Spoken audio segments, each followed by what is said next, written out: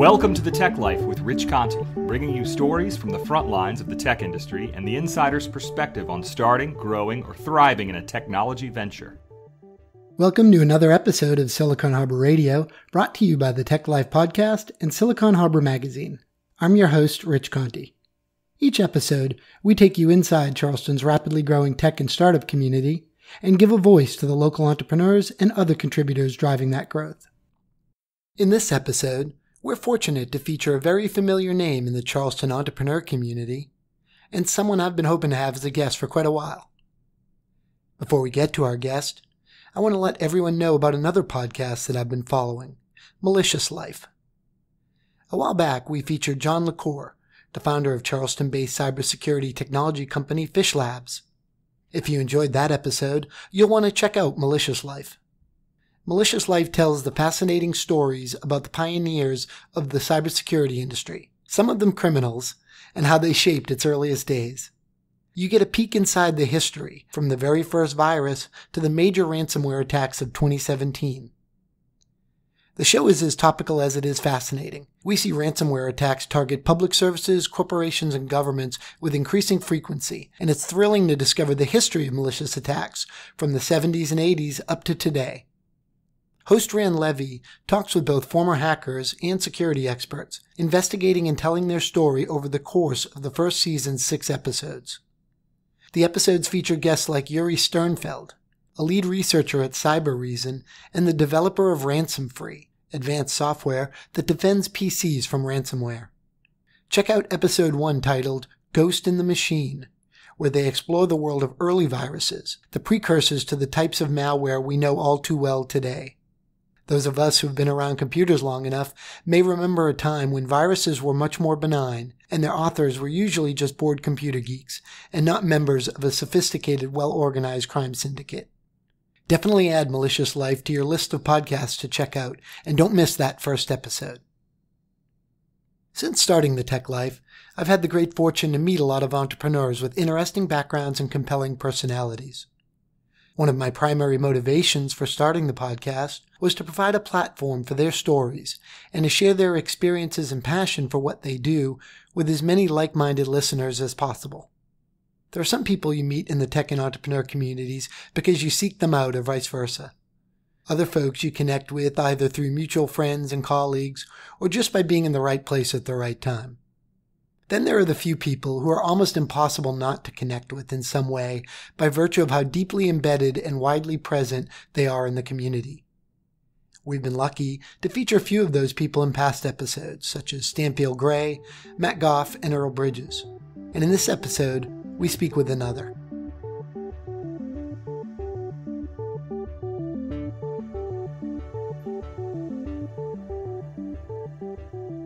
Our guest on this episode of Silicon Harbor Radio, brought to you by the Tech Life podcast and Silicon Harbor Magazine, is a familiar name in the Charleston tech and entrepreneurial scene. Patrick Bryant, involved in a multitude of ventures, Teamphoria, Bidder, Charleston Chamber of Commerce, and the Harbor Entrepreneur Center. Well, welcome to the show, Patrick. Thanks for having me. Patrick, I'd like to start by talking about the most recent development, your decision to join Charleston-based startup Teamphoria as a partner. How did that relationship come about, and what do you hope to bring to Teamphoria? I am in love with the Teamphoria product. They were in the cohort of companies at the Harbor Accelerator, which is where I initially met Prashant and Andrew, who were working on it. And after a reboot now, it's the three of us working hard on that product every day to get it out into the marketplace. But yeah, it was originally a product that came through the Harbor Accelerator and then found its way out the other side as it won the pitch event, and then worked real hard to gain traction in the marketplace, and eventually slowed down a good bit, but then got some new footing when the three of us decided to run forward with it. So right now, today, we've got about, I think it's 40,000 active users in the system. Wow. So a pretty impressive setup for that piece of software. What excites you most about where Teamphoria is at their journey right now? Well, Teamphoria is a human resource software in the sense that it's designed specifically for tech companies, high growth companies, millennial employing companies, and companies that have remote teams. All of those kind of classifications really make Teamphoria the perfect fit. And so as I've gone out into the world to work on the sales side of Teamphoria and began to pitch the product and work with customers on it, I really do see a lot of excitement in those areas because they don't have a lot of products that are addressing their problems. And this particular piece of software just does an incredible job at connecting employees, creating retention and recognition, giving employees an ability to communicate with other employees through awards and a social feed.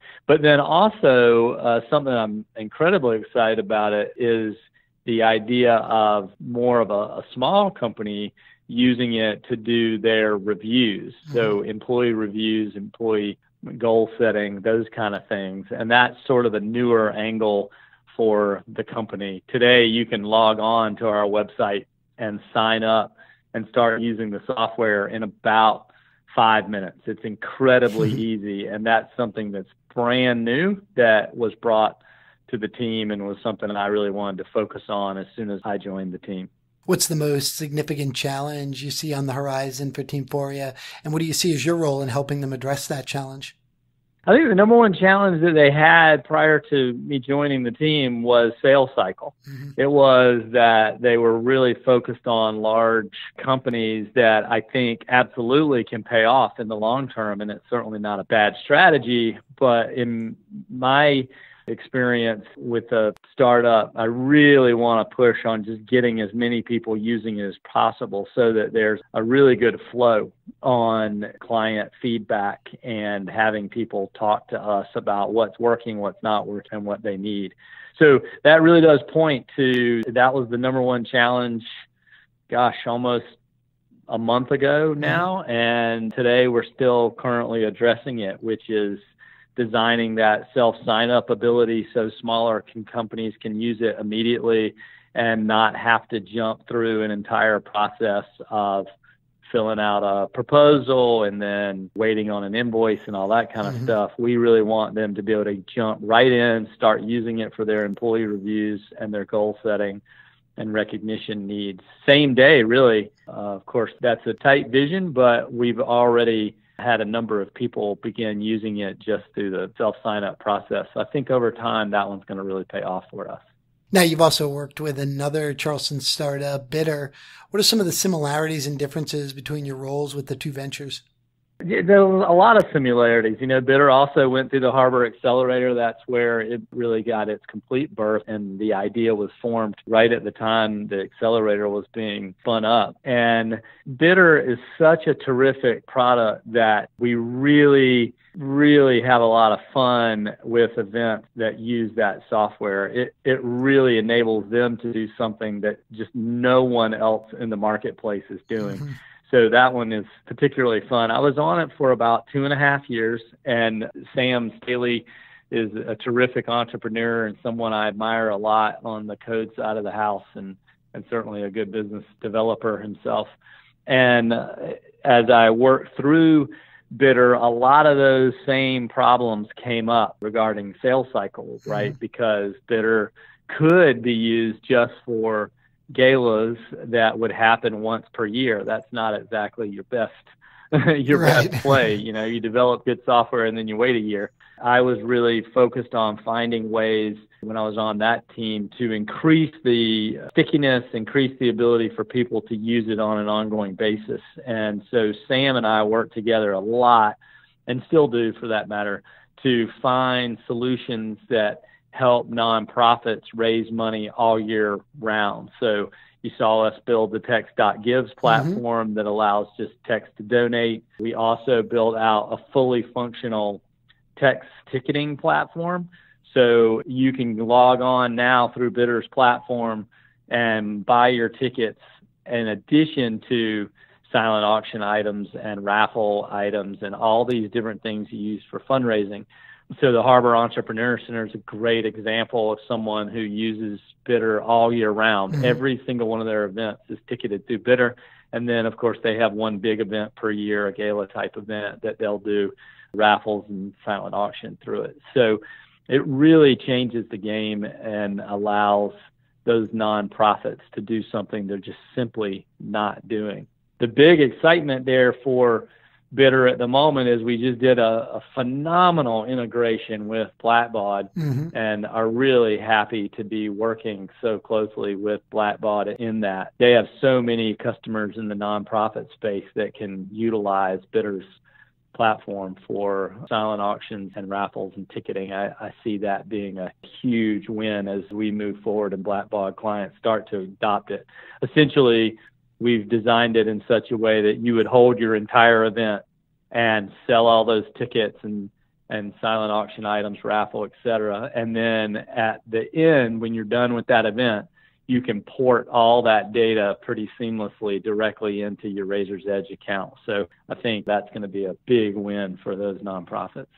Let's talk a little bit about your work with the Harbor Accelerator. Your co-founder, John Osborne, was a guest back in the early days of the podcast. But I'd love to hear your perspective on how the Harbor Entrepreneur Center became a reality. The Harbor is such a passion of love. I absolutely love it and have from the day it got born. And on the same front, so is John Osborne. I really just had so much fun every time I get opportunity to work with John. And it really was created out of a trip that the Charleston Metro Chamber took to Nashville. I mean, they're doing such important work in looking at other communities and understanding the things that would help Charleston move forward in a positive way. And we took a trip to Nashville, explored their Nashville Entrepreneur Center, and really, after seeing a bunch of other communities, I mean, we went to Atlanta, Raleigh, Durham area, the Richmond. We were just all San Antonio. We just looked at a lot. And in the end, we saw Nashville's model as being something that we could really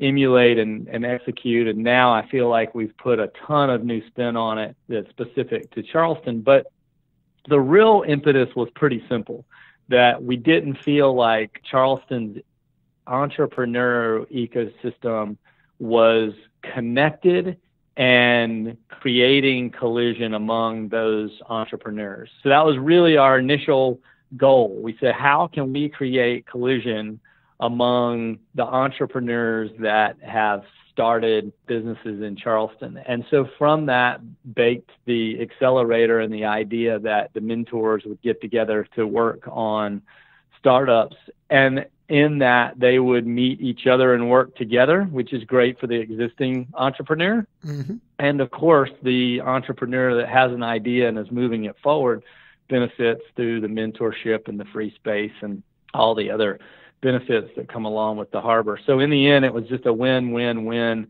and we were really excited to do it. Of course, everyone now knows today it's spun well past the accelerator and has office space and some really great events in the community, in addition to forum groups that allow those entrepreneurs to really dive in and connect and collaborate with each other in some really significant ways. I think we've got 35 entrepreneurs inside of our forum groups, and those are all people that have significant revenue and multiple employees and are really charging hard at entrepreneurship. So between the forum groups and the mentors and the experts and the cohorts, I really am just thrilled with how many people in the Charleston entrepreneurial scene are connected inside the Harbor and have that opportunity to bang around with each other on a regular basis. Looking back with the benefit of a couple of years hindsight, is there anything that surprised you about how the Harbor Entrepreneur Center has evolved or what it's accomplished? The crazy thing about the Harbor Entrepreneur Center in the very beginning was how much need there was in the community and how much it was adopted by other people as their own. And as an entrepreneur, that makes me incredibly proud and happy, because I've been involved in so many business enterprises and felt product launches where especially earlier in my career, where I was just putting things out there and, maybe they would fizzle, maybe they didn't hit their market, maybe I didn't market correctly. There's so many reasons that things don't hit. But when they do hit, man, you know exactly what good feels like, right? It's pretty simple to come out with an idea that everyone wants, and then suddenly you feel that pop, and you know that you're on to something pretty magical. And we felt that in the very beginning of the harbor. I mean, the first week we started the harbor, we sent out an email to a list of, I think it was maybe 41 made entrepreneurs in the community, asking them to donate of their time for an hour a week for 14 weeks to help the accelerator companies. And we had 24 mentors signed up to give away their time within a week. Wow. So at that moment, it was followed by, here's a pitch event at Dig South that we were able to work so graciously with Stan and the Dig South team on making happen. And then, of course, Town of Mount Pleasant gave us space.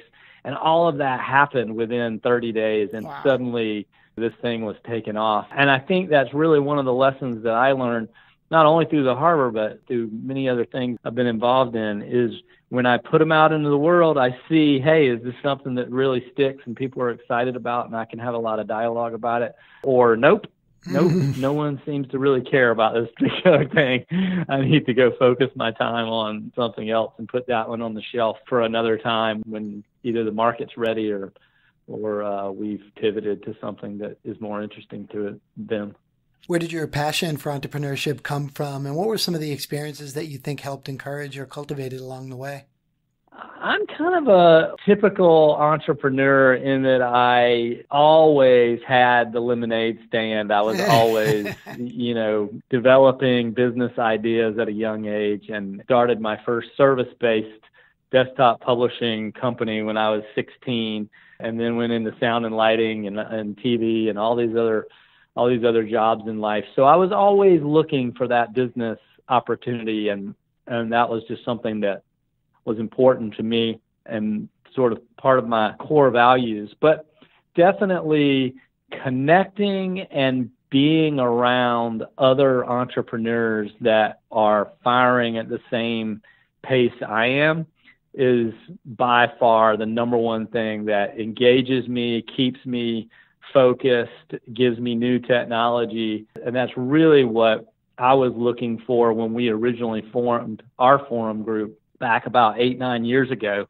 That's my number one business asset. When I go to forum every single month, I am constantly amazed with how much value I get out of meeting with 6 other entrepreneurs every month and deep diving on what I've got going on. And more importantly, seeing what they have going on and getting excited about helping them and making sure that we're all moving forward together. So Forum is probably my number one asset on that front, and the number one thing that really drives my entrepreneurship passion on a daily basis. We all go through those times, right, where we get beat up or things are tough. And I know that I can walk into that forum room and my peers are going to support me regardless of if I screwed up or I just got beat up or I won the entire game. Every time I walk in that room, I know that I'm going to get support. And so that's a real big piece for me.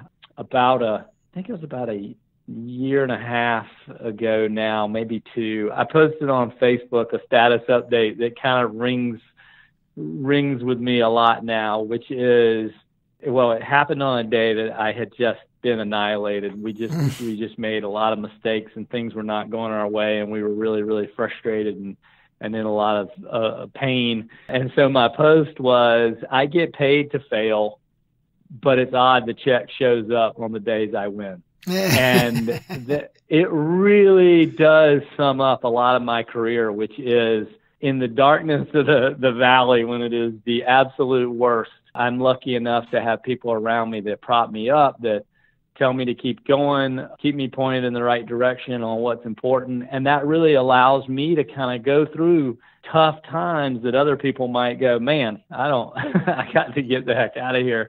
And I just kind of continue to persevere and find the answer to the challenge. And then eventually you get out the other side, right? And you end up creating something that people start going, oh, of course you did that. Of course that's a good idea. Yeah, where were you 2 years ago when I was struggling to figure out what the idea was? So for me, that's the biggest thing that Forum does, and Forum is definitely that thing that lifts me up when I'm having a tough time. Tell us a bit about your role with the Charleston Chamber of Commerce and how that opportunity came to be. Chamber is a phenomenal organization, and I've met so many invaluable contacts through my years involved with the Chamber. I got started with the Charleston Chamber because I chose to do Leadership Charleston.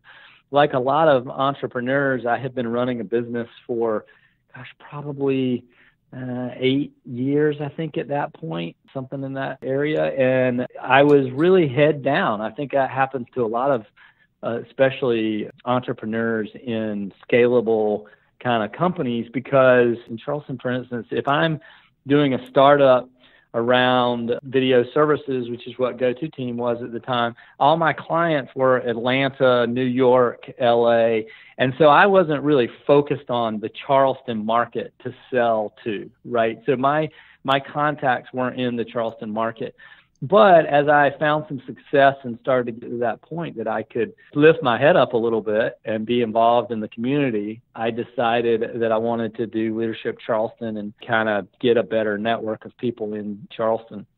And so that really led to me learning more about the community, learning how to support it, what opportunities were here, and then moving on to being involved in other leadership roles inside of the Chamber. And today I'm the chairman of the Chamber, and it's a huge honor. And the people that have come before me are icons of public service inside of the South Carolina community of leaders. And it's humbling sometimes to even think that I'm in that role and get to make these, kind of impacts on the community. For me, it really started with Leadership Charleston, but then was also, of course, a huge time of really hard work on different community issues regarding education, talent initiatives, things that we really need to move forward inside of Charleston. Now, given all the attention and focus on Charleston's tech and startup community now, it's almost hard to remember that there was a time where there wasn't the same level of activity. What were some of the key events or people that catalyzed what we're experiencing today? I think, obviously, Mayor Joe was a phenomenal mayor, and I remember when I was talking to Ernest at some point with the Digital Corridor and hearing just the vision of what they thought the Digital Corridor should be, and that Mayor Joe had given Ernest so much headroom to just go get it done instead of living inside of the typical bureaucracy. And so I think, obviously, that as an organization set the stage for a lot of what's being accomplished right now. I would point, though, before that, which is if you look at Mason Holland and what they did at Benefit Focus, I was interviewing Mason not too long ago, and he said, shucks, Johnny Dodds was the Digital Corridor. You had Benefit Focus with 6 employees next door to Blackbaud, who had 12 across the street from Automated Trading Desk that was exploding. So you had 3 tech giants that go on, 2 of which to be publicly traded and 1 who, gets folded into a publicly traded company. And I really do believe that is the catalyst for the tech community, and we'll continue to see that. You saw a ton of employees spin out of those 3 organizations and begin to start their own companies. Mm-hmm. I mean, you can look specifically at the companies and the entrepreneurial founders of those companies that are leaders today, like Eric Bowman, who was at Benefit Focus, and Rich Conte, who was at Blackbaud. These are leaders that came out of that first wave of large company growth.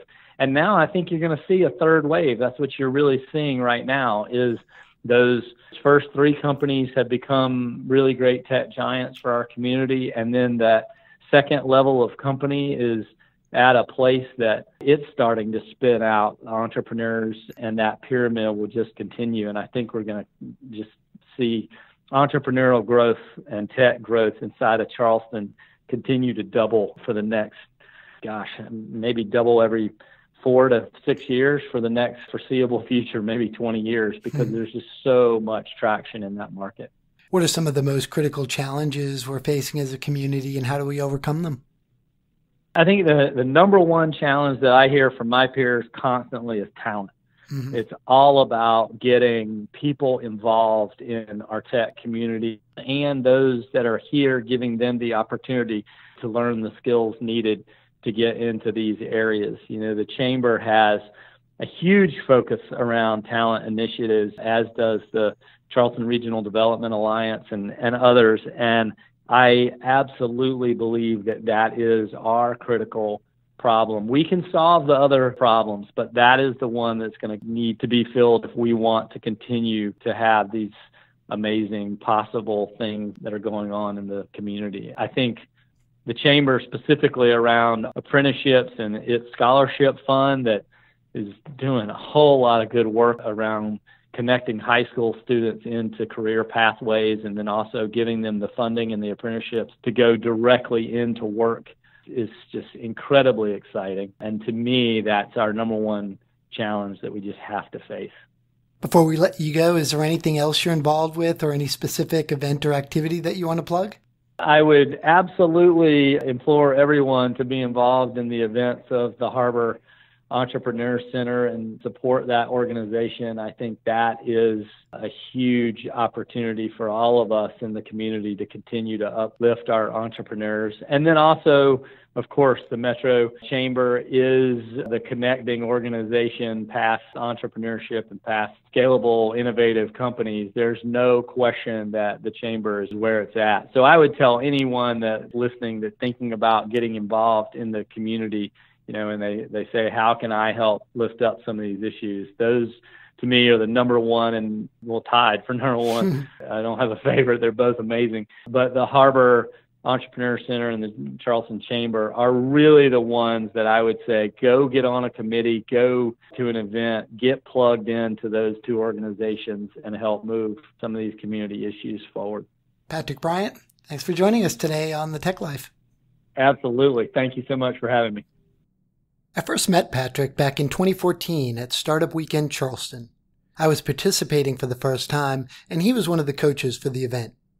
He helped my team tremendously with some great advice as we were preparing our final pitch, and that experience left an indelible impression. I'm really excited that I had the opportunity to talk with him on the podcast and share his story with you. Well, football season is finally here, and that also means that fantasy sports season is hitting high gear. My regular fantasy football team got off to a rocky start last night in the season opener. I've also been participating more and more in FanDuel's weekly fantasy football format. The good folks at FanDuel have put together a great offer for listeners of the Tech Life podcast. If you haven't yet tried it, over 2.5 million players have won a cash prize playing fantasy sports on FanDuel. The weekly fantasy football format is so much more engaging than the traditional format. This football season, FanDuel has something for everyone. Contests start as low as $1, and there are lots of contests to choose from. Or start your own private league and let FanDuel do all the work. Pick a contest, choose your team, and keep track of your score in real time. Sign up today. Go to FanDuel.com, click the Join Now button, and use my code, TechLife. New users get free entry into the NFL Sunday Million with over $1 million in cash prizes when you make your first deposit on FanDuel. Just visit FanDuel.com and sign up with promo code TechLife.